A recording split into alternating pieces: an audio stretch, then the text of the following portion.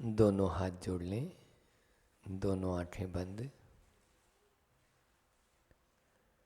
आदिम तीर्थंकर प्रभु आदिनाथ मुनिनाथ, आदि व्याधि अजमज मिटे तुम पद में मम मात।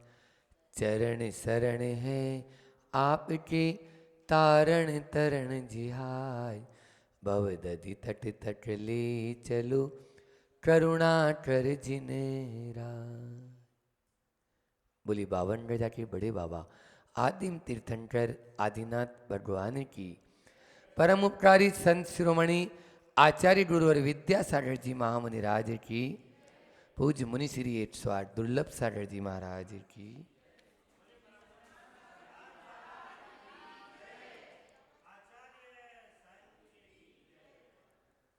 प्रतिकूलता में मन को सब अनुकूल बना लेते हैं। प्रतिकूलता में मन को अनुकूल बनाना सबके बस की बात नहीं, लेकिन अनुकूलता में तो सब अपने मन को बस में कर ही लेते हैं, समता में आ ही जाते हैं। आप देखिए, जब कभी भी प्रतिकूल वातावरण हो और उस समय हम मन में समता ले आए, कितना कठिन होता है। और जब अनुकूलता होती है, ये बताओ सर्दी आने वाली है, अब सर्दी के मौसम में कोई पंखा चलाएगा, कूलर चलाएगा? बोलो, कोई नहीं चलाता, क्योंकि उस समय प्रतिकूलता नहीं है। जब प्रतिकूलता होती है उस समय समता रखना ही साधना कहलाती है। संत कहते हैं प्रतिकूलता में समता रखो, और अनुकूलता में तो सभी समता रख लेते हैं। विगत दिनों में 7 दिनों से लगातार स्वास्थ्य के बारे में आरोग्यनान लाहम, आरोग्य का लाभ हो सभी को, और अपने अज्ञान का अंधकार मिटाकर हम उस ज्ञान की ज्योति को भीतर में जलाएं, इसी भावना से आरोग्य सप्ताह प्रवचन माला आप लोगों ने सबने सुनी, और आज उसका अंतिम दिन समापन है। चातुर्मास का भी लगभग निष्ठापन ही है, और वर्ष का भी आपको बता दें, क्योंकि आप लोग भारतीय वर्ष तो छोड़ो, इंग्लिश में जीते हो, और जैन नववर्ष तो कब से शुरू होता है पता है? वीर निर्वाण संवत आता है ना, तो वीर निर्वाण संवत अंतिम 2 दिन बचे हैं। अमावस्या को जब निर्वाण हो जाएगा भगवान को, तो एकम से फिर से नया साल चालू होगा। अभी 2500 कौन सा चल रहा है बोलो? 49, 48, और 2 दिन बाद में 2549 का स्वागत आप लोग करेंगे। हमारे इस चातुर्मास का भी यह है, समझ लीजिए, अंतिम रविवार है। फिर आगे वाला रविवार तो पिछी परिवर्तन आने वाला है, और उसमें पिछी का परिवर्तन का आपको लाभ मिलेगा। हमारी चातुर्मास में एक और स्थापना भी बेला से होती है, और निष्ठापन भी बेला से, मतलब 2 उपवास। जैसे आज का भी अपना तो हॉलीडे है, इस प्रकार से चलता है। आप लोग इस शरीर को स्वस्थ रखना चाहते हो, तो जो सूत्र हमने आपको दिए हैं उनको याद रखें। आज भी अपन 4 बात करेंगे, उसके पहले भूमिका बना रहे हैं कि सबसे ज्यादा यदि भय लगता है तो बीमारी का भय, बीमारी का भूत सबसे बड़ा भूत।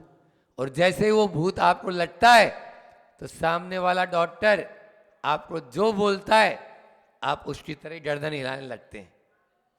वो कहता है नाच, तो आप नाचने लगते हैं। वो कहता है लेट, तो आप लेट जाते हैं। वो कहता है बैठ, तो आप बैठ जाते हैं। बेड रेस्ट, अब बेड रेस्ट, अब कोई काम नहीं।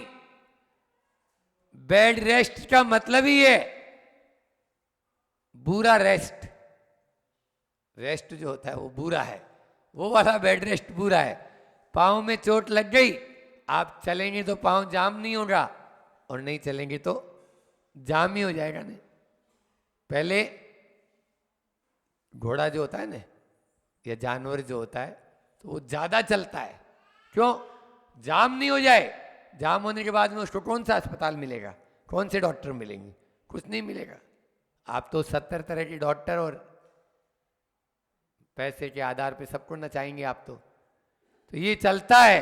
इसलिए आचार्यों ने कहा है कि बीमारी के भय से बचो, शरीर तो व्याधि मंदिरम, व्याधियों का घर है, ये तो रोगों का घर है।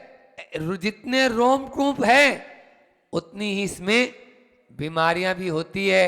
इसलिए आचार्यों ने कहा तन बीमार हो तो हो जाने दे, मन को बीमार मत होने दे। मन को बीमार मत होने दो। तन की बीमारी का इलाज है, मन की बीमारी का नहीं।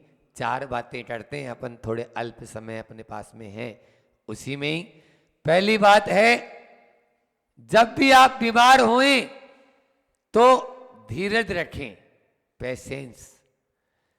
सबसे पहली क्या बताई मैंने? धीरज रखें, पेशेंस रखें। दूसरी बात है, तन की बीमारी को तन तक रखें, मन तक ना आने दें। और तीसरा है, सकारात्मक सोच रखें, सकारात्मक सोच। और चौथा है, कर्म सिद्धांत पर विश्वास रखें, कर्मोदय पर विचार करें, विश्वास रखें। इन 4 बातों को यदि आप अपने जीवन में ले आते हैं तो बीमारी आपके तन में भले ही हो सकती है, लेकिन आप बीमार नहीं होंगे। आप यही कहेंगे मैं तो बिल्कुल स्वस्थ हूं, चंगा हूं। तो पहला था पेशेंस रखें, धैर्य रखें। महाराज जी आज के जमाने में वो ही तो नहीं है, हमें तो फास्ट रिलीफ, क्या बोलते हैं, फास्ट फूड, फास्ट रिलीफ और फास्ट ट्रैक हर गाड़ी पे लिखा हुआ आने लगा आजकल। टोल टैक्स पे भी लिखा हुआ रहता है फास्ट ट्रैक, इधर से जाए। बोलो, उसमें जमा कराने की जरूरत नहीं पड़ती, वहां पे वो स्कैन कर लेता है गाड़ी, चलती गाड़ी में। ऐसा बताया। Fast track, fast food, fast life और फास्ट रिलीफ, ये आपको सब चीज फास्ट फास्ट तो हो रही है, तो ये किधर लेके जा रहे हैं पता है? फास्ट मृत्यु। एक और जोड़ लो, फास्ट डाई, लाइफ नहीं, फास्ट डाई। जो जल्दी दौड़ेगा, भागेगा, जो जल्दी जल्दी खाएगा, फास्ट फूड खाएगा, जंक फूड खाएगा, और जो फास्ट रिलीफ लगाएगा या फास्ट रिलीफ लेने के लिए पेन किलर खाएगा, वो ज्यादा नहीं जिएगा, वो जल्दी मरेगा। आप देख लीजिए, पहले के लोग 103 साल, 102 साल, हमारे इंद्रजीत जी बैठे हैं, उनकी माँ है अभी 104 साल की। बोलो, 104 साल की माँ है यहीं, और बिल्कुल टनाटन। उनकी सासू जी आई थी अभी कल परसों दर्शन करने, वो भी 90 से ऊपर ही, 95 के आसपास की। अच्छी देखती है, अच्छा बोलती है, दर्शन करती। ये सब बंधुओं, मनुष्य जीवन बहुत दुर्लभता से मिलता है, और इसकी दुर्लभता समझें। जल्दी जल्दी मरने की आवश्यकता नहीं है। हाँ, लेकिन ये भी आप गांठ बांध के जाएं आज सिद्ध क्षेत्र से कि मरना सबको एक दिन, मरेंगे लेकिन जीते जी नहीं। हाँ, घुट घुट के मरने की बजाय एक बार मरना अच्छा है। आज का आदमी घुट घुट के मर रहा है, रोज अस्पताल में चक्कर लगा रहा है, दवाई की दुकान के ऊपर खड़ा होके लाइन बना रहा है, और जो खा रहा है उसके द्वारा वो घुट घुट के मरने के लिए आदी हो रहा है। मरे ऐसा मरे जैसे कि बिल्कुल पेड़ से पत्ता टूटा है। बस मैं तो हमेशा बोलता हूँ, पेड़ से पत्ता टूटा है ऐसा। वो दरवाजा सामने वाला, हाँ। तो उसको ये कहना चाह रहा था कि आप लोग 4 बातों में सबसे पहले पेशेंस। आज हर चीज आप लोग चूल्हे पे रोटी भी बनाते हो तो आधी कच्ची आधी पक्की बनती है, क्योंकि चूल्हा तो है ही नहीं। आपका चूल्हा है गैस चूल्हा, और कच्ची कच्ची रोटी खाते हो तो गैस बनती है, क्योंकि आपने पेशेंस नहीं रखा। उसमें 3 बटन रहते हैं आपके। गैस चूल्हा की बात कर रहा हूँ, अब चूल्हा तो आप छोड़ो, आप कहाँ चूल्हा लाएंगे और कहाँ फूंक मारेंगे आप। तो गैस चूल्हे में आपका ऑन ऑफ का जो बटन है उसमें 3 है। एक पे लिखा हुआ है एल, एक पे लिखा हुआ है एच, और एक पे लिखा हुआ है एम। लो, मिड, हाई, यही लिखा हुआ है। क्यों अंबर भैया, यही लिखा हुआ है। लो पे तो कोई चलाता ही नहीं है, सब हाई, और मीडियम पे भी कोई एक आध चलाए तो चलाए। अब बोलो, ऊपर ऊपर से तो रोटी सिक जाती है, बीच में कच्ची रहती है, बाद में उसको आप गरम गरम रोटी को कभी देख लेना यूं करके, आपको जैसा आटा वहां पे बहन ने चौके में था ना उसके पास में, वही आटा इसमें है, कोई अंतर नहीं है। इतना तेज और इतना फास्ट। इसलिए आप कोई भी धैर्य रखें, पेशेंस रखें।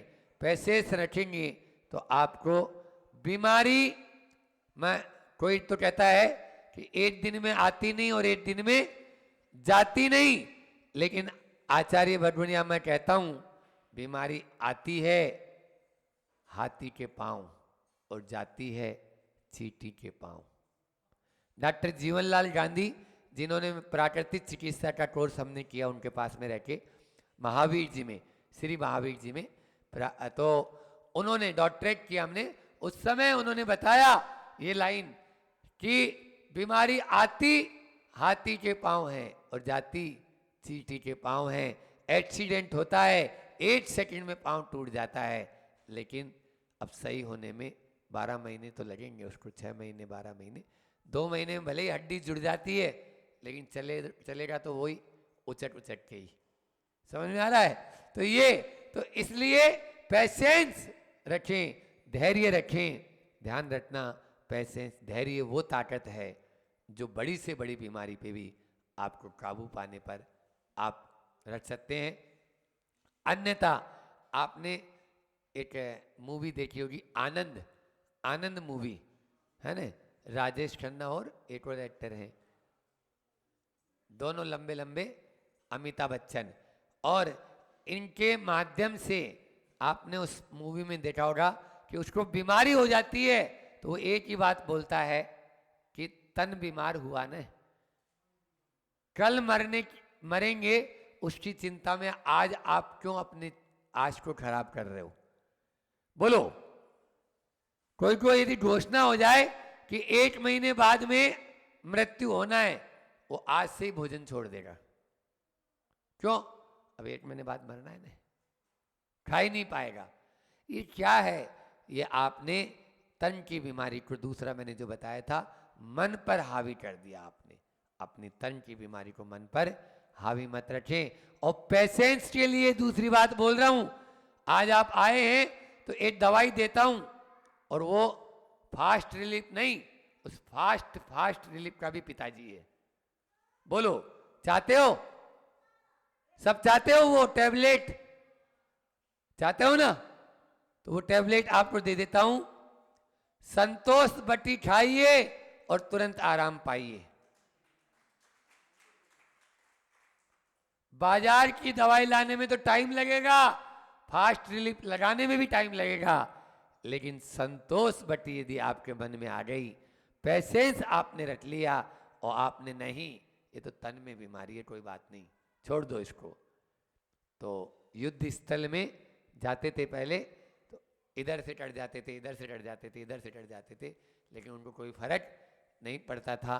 आपको बताएं, मंदोदरी पहाड़, आज आपने देखा होगा जो पहाड़ अपना है चूलगिरी, वहाँ से एक बहुत ऊंचा पहाड़ नज़र आता है और उसमें मंदोदरी महल जिसको बोले या मंदिर बोले, उस समय वो जिन चैतालय था कोई ज़माने में, लेकिन जैनियों की लापरवाही से और यहाँ के स्थानीय लोगों को प्रमाद से वो अपने हाथ से वो पहाड़ पूरा का पूरा चला गया। तो आज अधिकतर क्षेत्र ऐसे ही जा रहे हैं। तो मैं वहाँ पर गया तो मैं आपसे ये कहना चाहता था कि वहाँ जाने का रास्ता इतना दुर्गम और इतना कठिन कि पहुँच ही नहीं सकते इधर से, जिस रास्ते से हम गए थे। सबने मना किया था, लेकिन 3-4 यहाँ के आदिवासियों को साथ में लिया और हम चल दिए पीछे का मंडल उठा के अपना। और वहाँ उस मंदोदरी के पहाड़ पर पारसनाथ की प्रतिमा, जिसको उन्होंने सराड बना दिया है, लेकिन वो वीतरागी अपने पारसनाथ की प्रतिमा स्पष्ट है। तो ऐसे वहाँ का अवलोकन किया और उसमें झाड़ियाँ इतनी घनी, पगडंडी से गए, अब दोनों तरफ की झाड़ियाँ, तो कभी यहाँ से छिल गया, यहाँ से छिल गया, इधर से छिल गया, उधर से हो गया, कांटे पाँव में लग गया। तो हमने युद्ध स्थल के उन महानुभावों को याद किया कि वो तो तलवार का वार ऐसे ही सहन कर लेते थे, तो इन छोटे छोटे घावों से क्यों डरते हो? ध्यान रखना, आज छोटी सी जरा सी चोट लगते ही अस्पताल में भाग जाते हो। अरे कुछ नहीं, थोड़ी देर वेट एंड वॉच कीजिए, वो अपना आप ठीक हो जाएगी, वो अपना आप ठीक हो जाएगा। शरीर अपना घाव स्वयं भरता है। इस शरीर की एक तरह से प्रकृति है। आप समय तो दो, लेकिन आप तो कुछ नहीं, उस पर बीटाडीन लगाएंगे, उस पर सोप्रोमाइसिन लगाएंगे। एक डॉक्टर से नहीं बनेगा, दूसरे डॉक्टर को दिखाएंगे।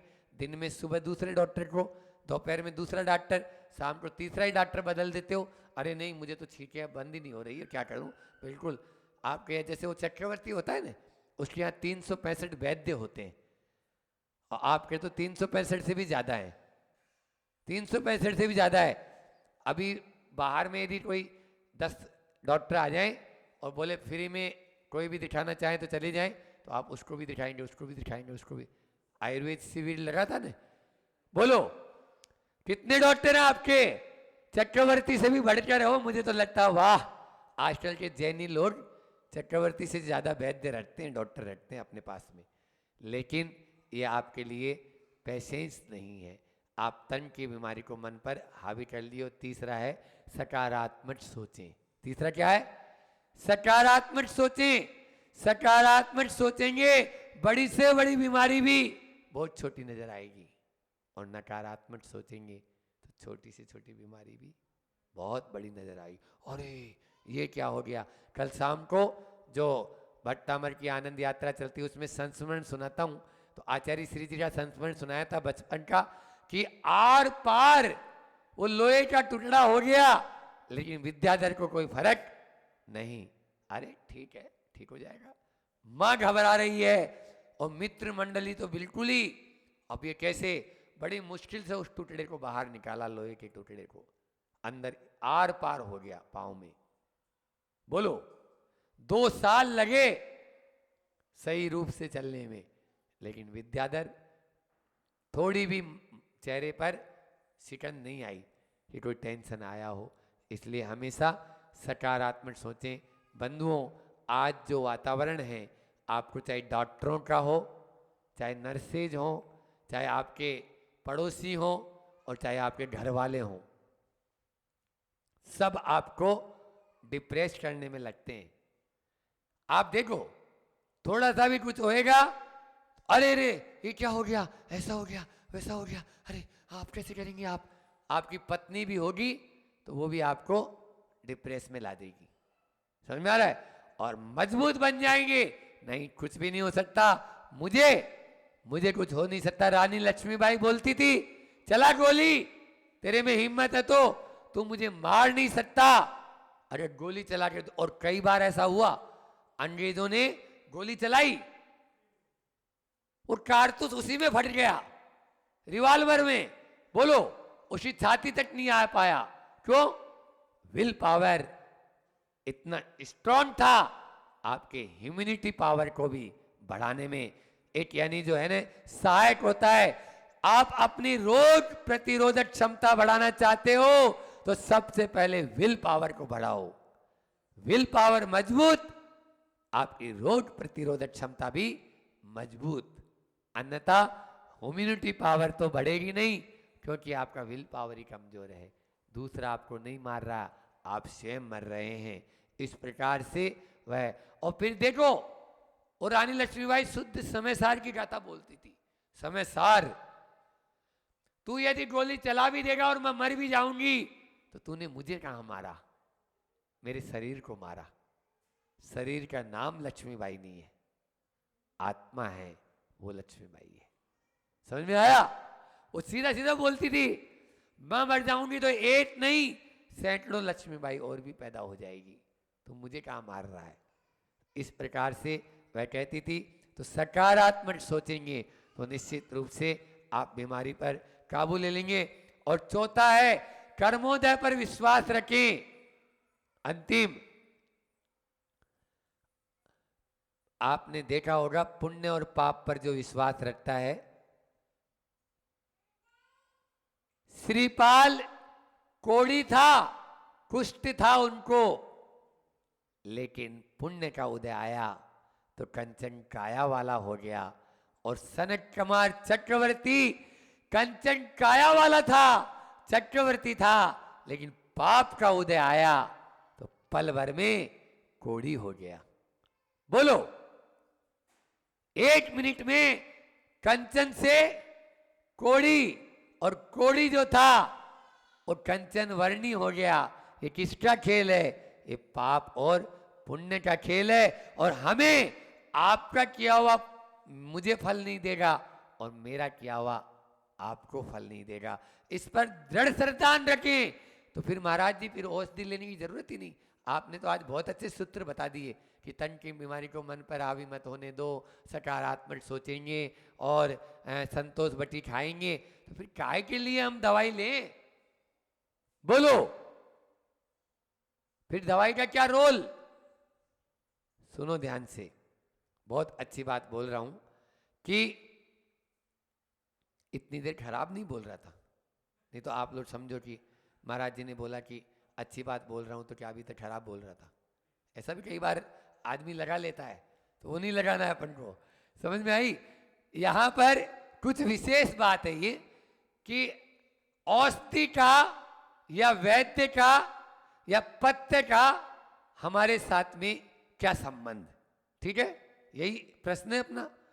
उस प्रश्न का उत्तर आप लोगों के लिए यह है कि हमारे अंदर में, शरीर में जब बीमारी आती है, तो बीमारी आती है तो हमारे भीतर की भाव दशा परिवर्तित होती है। असाता कर्म का उदय से बीमारी आई। बीमारी किससे आई? असाता कर्म के उदय से। हमारे अंदर की भाव दशा में परिवर्तन आ जाता है। जैसे ही भाव दशा में परिवर्तन आता है तो हमारे भीतर के जो हार्मोन्स हैं, जो रसायन है, उनमें परिवर्तन आ जाता है। और जब उनमें परिवर्तन आता है तो फिर और नए कर्मों को जो बांधते हैं, कर्मों की केमिस्ट्री है ये, केमिस्ट्री पढ़ने वालों, कर्मों की केमिस्ट्री है कि जो हम नए कर्म बांधते हैं वो भी वैसे ही बांध लेते हैं, क्योंकि हमने रसायन में परिवर्तन आया और नई भाव दशा फिर से वैसी बना ली, वैसी ही बना ली तो नए कर्म भी वैसे ही बने, वैसे ही बने तो फिर वो उदय में आएंगे तो असाता। इस प्रकार से हम अपने ही जहर खाते हैं, तुरंत मर जाते हैं। बोलो, जहर नहीं खाओगे तो नहीं मरोगे? मरता कि नहीं मरता है? बोलो, यदि पुण्य कर्म का उदय है अब नहीं मरेगा वो। हालांकि बहुत सारे ऐसे भी हैं, मीरा जैसे, कि मीरा के लिए जहर भी अमृत का काम कर गया, लेकिन वो कब? जब आप प्रभु के शरण में चले जाओ और इतना आपको दृढ़ श्रद्धान हो जाए कि यदि मेरा आयु कर्म है तो ये जहर भी नहीं मार पाएगा। लेकिन आप तो खाने के पहले ही मर जाते हो। खाने के पहले अरे जहर है, हाँ तो लो, इतना सोचते ही आपका मरण निश्चित है।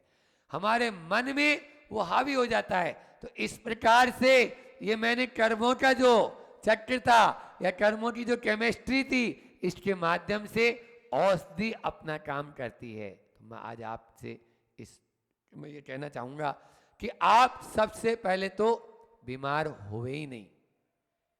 7 दिन में मैंने वही बताया कि आप बीमार पड़े ही नहीं। ऐसा भोजन करें, ऐसे वातावरण में रहें, ऐसे रहन सहन में रहें कि आप बीमार हुए ही नहीं, और हो गए तो उसका उपचार करें, लेकिन यदवा तदवा नहीं, ऐसे वैसे नहीं, जो आया और डाल लिया मुंह में, वो नहीं। बीमार पड़ गए कोई बात नहीं, बीमार हो जाते हैं। आज का तो जो खान पान है या जो एटमॉस्फेयर है वो सब दूषित हो चुका। दिल्ली में पटाखे बंद कर दिए, वो भी सर्वोच्च न्यायालय ने, सुप्रीम कोर्ट ने आदेश दिया है, क्योंकि दिल्ली में रात में इतना ज्यादा धुआं हो जाता है। दिन में तो दिखता नहीं है सूरज के कारण, आप रात में देखो, और दिन में भी आप अपनी सफेद शर्ट पहन के जाओ तो काली करके लौटते हैं। समझ में आई?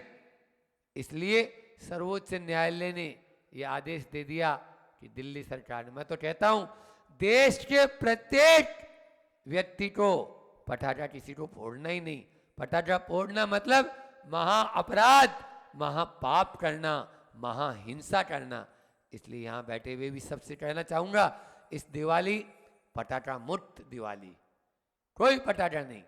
हाँ, मिठाई बांटेंगे ना, 100 रुपए के पटाखे फोड़ रहे थे, 100 रुपए का मिठाई का डब्बा लाओ और किसी गरीब आदमी को खिला के आओ, झुग्गी झोंपड़ी में जहां दीपक नहीं जल पा रहे हैं, जहां पर उसके पास में मिठाई खरीदने की कभी देखा नहीं उसने, मिठाई कैसी नहीं होती है, लूटी रोटी खाता है, एक समय खाता है, अपना पेट पाल रहा है, अपने बच्चों को, उसके घर में जाओ और एक दीपक लेके चले जाना, दीप जला देना और मिठाई का डब्बा उसके हाथ में दे देना। मैं कह रहा हूं आपके जीवन में रोशनी आ जाएगी, जीवन में रोशनी आ जाएगी। यदि ऐसा करते हो तो आपके लिए बहुत अच्छा होता है।